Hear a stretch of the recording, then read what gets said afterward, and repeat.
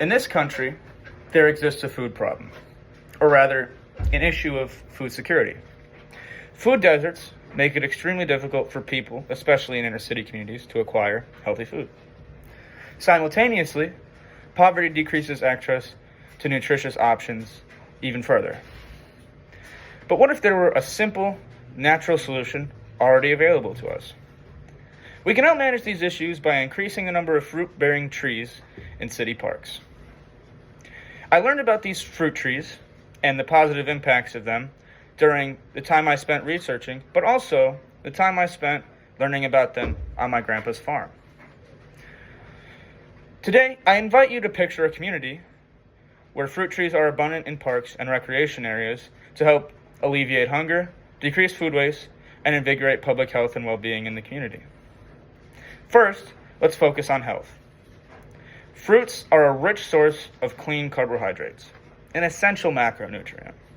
In fact, studies show that people who eat over 5 servings of fruit and vegetables a day are 20% less likely to develop heart disease compared to those who eat less than 3 servings on average. Fruits are also high in fiber, promoting good digestive health. Research even points to fruits playing a role in cancer prevention and improving mental health.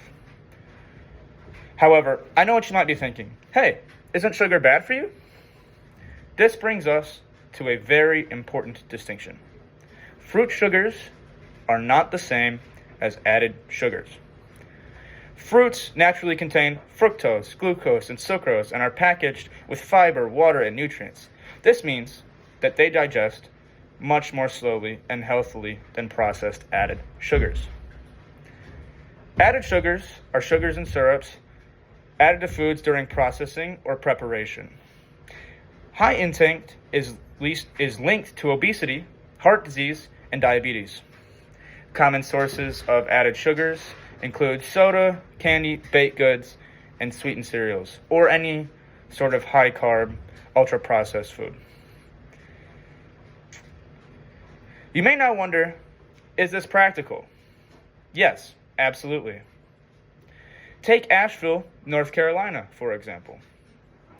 At the Dr. George Washington Carver Edible Park, a wide variety of fruit trees thrive.